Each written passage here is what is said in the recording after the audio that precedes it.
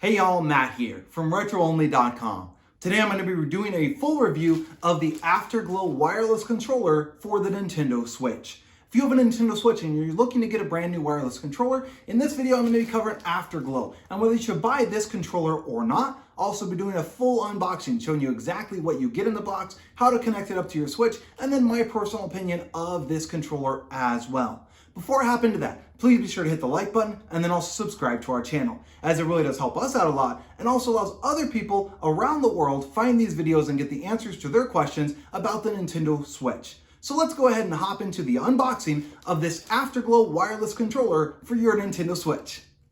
Alright, so here is the Afterglow wireless controller. What you're going to want to do is you're going to want to open it up right here on the back to get it out of the bag that it's in. That's the first step that you're going to be doing. Second thing is you're simply going to open it up. It has little plastic stickers right here and then also on this side as well. So you're going to want to grab a knife and going to want to go ahead and cut those off, or you can use scissors of course as well. Once you have that part taken off, you're simply going to go ahead and pull this up from the back. It just quite simply lifts up and then you're going to go ahead and open up the rest of your container here. Once you've got that, you're simply going to pull out this little thing. And then right here at the bottom, which you'll be able to see, is the folded over instructions and then also the charging cord for this controller as well.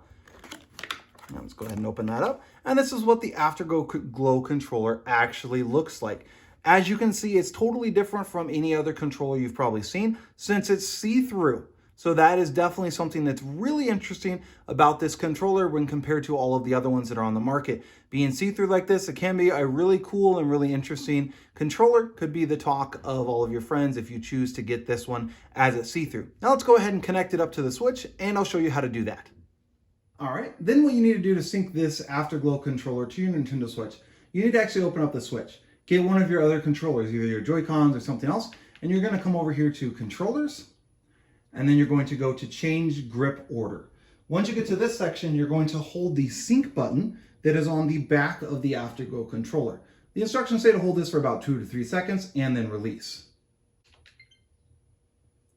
All right, and as you can see here, I did go ahead and get that paired. It did take a second because what you do have to do is on this Afterglow controller, you have to push one of these buttons, the A, B, Y, or X button to get it to wake up. And then you're gonna push the sync button right there up top to get it to sync. So you do have to push those other buttons first.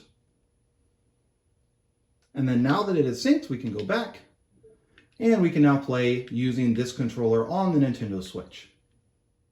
Now, one thing I'm not a huge fan of with this Afterglow controller for your Nintendo Switch is honestly the packaging.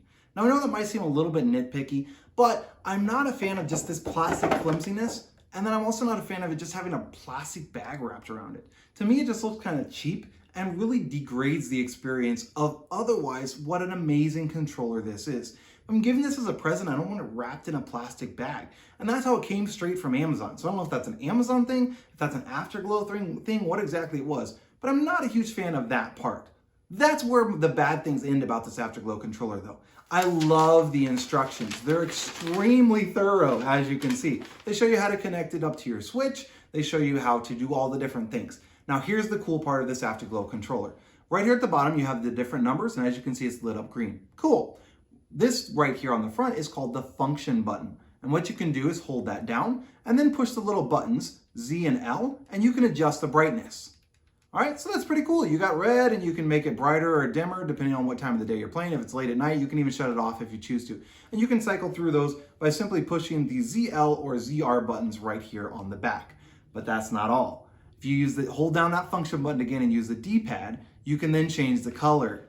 So I'm going to go through and do that now.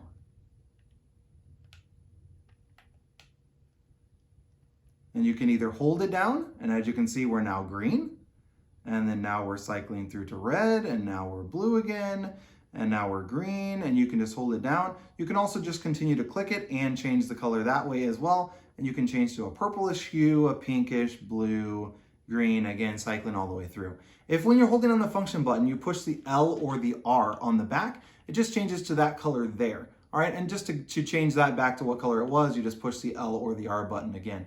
So that's what those are for. It just changes back and forth, and then you can adjust it as well as needed. All right, so that is all of the different things about the Afterglow controller. Personally, I like it. I'm not a huge fan of the flashing, but I like it. It is a really, really cool concept that you can get with the Afterglow that you can't get with any of the other controllers. Now, in regards to holding this controller and usability of this controller, it does have the thinner handles like the Joy-Con controller does. It also has the thinner handles like the Nintendo Switch Pro controller does, which I prefer. Many of the generics and the cheaper ones, they'll just be stubbier and they won't last or be as good to hold on to for long-term gaming. So that's pretty cool that it has that great functionality. And then also being see-through and having the lights. That's pretty neat.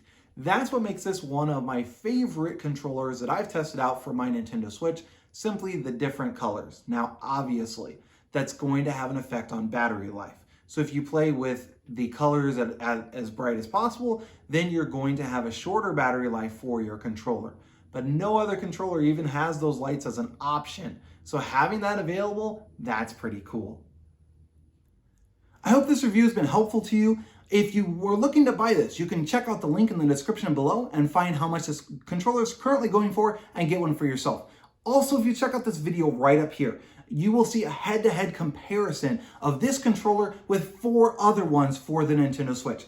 All of them are wireless, and I tested each one of them separately in a drop test. I dropped them off my balcony from 10 foot in the air onto the ground, onto plywood, and onto concrete, and then tested each of them afterwards to see how they fared and whether they still worked after dropping them from that distance. I also tested them out how far away from the Switch they can be and still work as well as some additional other things that I was able to test between all of these 5 different controllers. So if you're considering the Afterglow controller, but you're not sure if it's right for you, you have to check out this video to know for sure. Please be sure to like this video and then also subscribe to our channel. Again, my name is Matt from RetroOnly.com.